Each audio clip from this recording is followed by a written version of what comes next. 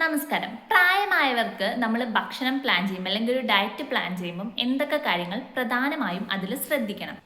പ്രധാനപ്പെട്ടത് അവരുടെ ദഹനം ഒരു യങ്ങർ അഡൽട്ടിനെ പോലെ അത്രയും വേഗതയുള്ളതായിരിക്കില്ല. മെല്ലെ ആയിരിക്കും ദഹനം നടക്കുന്നത്.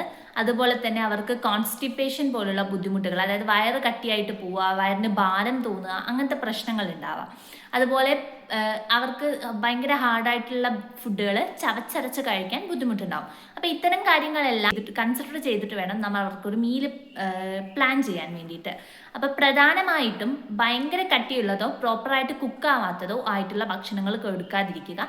പ്രോപ്പർലി കുക്ക്ഡ് ആയിട്ട് ചവച്ചരയ്ക്കാൻ എളുപ്പമുള്ള ഭക്ഷണങ്ങൾ കൊടുക്കാൻ ശ്രദ്ധിക്കുക.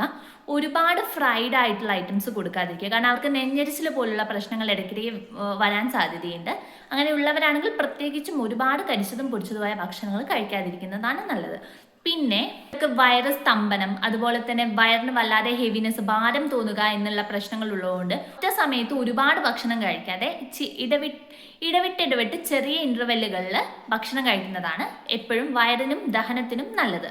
അതുപോലെ വയറ് ഉറച്ചു പോകാൻ, അതായത് വയറ് കട്ടിയായിട്ട് പോകാൻ സാധ്യതയുള്ളതുകൊണ്ട് നന്നായിട്ട് ഫൈബർ അടങ്ങിയ പഴങ്ങളും പച്ചക്കറികളും ഭക്ഷണത്തിൽ ഉൾപ്പെടുത്താൻ ശ്രദ്ധിക്കുക. നന്നായിട്ട് വെള്ളം കുടിക്കുക.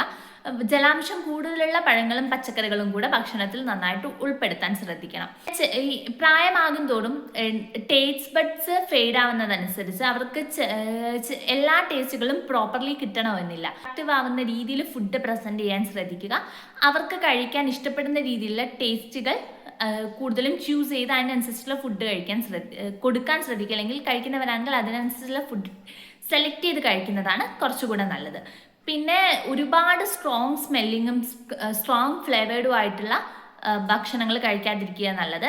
അവരുടെ ദഹനം ചിലപ്പം മോശമാവാൻ സാധ്യതയുണ്ട്, അല്ലെങ്കിൽ ദഹനത്തിന് ബുദ്ധിമുട്ടുണ്ടാവാൻ സാധ്യതയുണ്ട്. ഭയങ്കര മൈൽഡ് ആയിട്ടുള്ള, പ്രത്യേകിച്ച് ഒരു ടേസ്റ്റും ഇല്ലാത്ത ഭക്ഷണം ഒട്ടും അവർക്ക് അക്സെപ്റ്റ് ചെയ്യാൻ പറ്റുന്നുണ്ടാവില്ല. ടേസ്റ്റ് ബിഡ്സ് ഒന്നും കൂടെ ഫെയ്ഡ് ആയിട്ടുള്ളതുകൊണ്ട്. അതുകൊണ്ട് അവരുടെ ഇഷ്ടത്തിന്, അവരുടെ ടേസ്റ്റുകൾ അവർക്ക് കിട്ടുന്ന രീതിയിൽ അത്യാവശ്യം ആസ്വാദകരമായ ടേസ്റ്റുകളുള്ള ഫുഡാണ് കൂടുതലും പ്രായമായവർ സെലക്ട് ചെയ്യാൻ ശ്രദ്ധിക്കേണ്ടത്.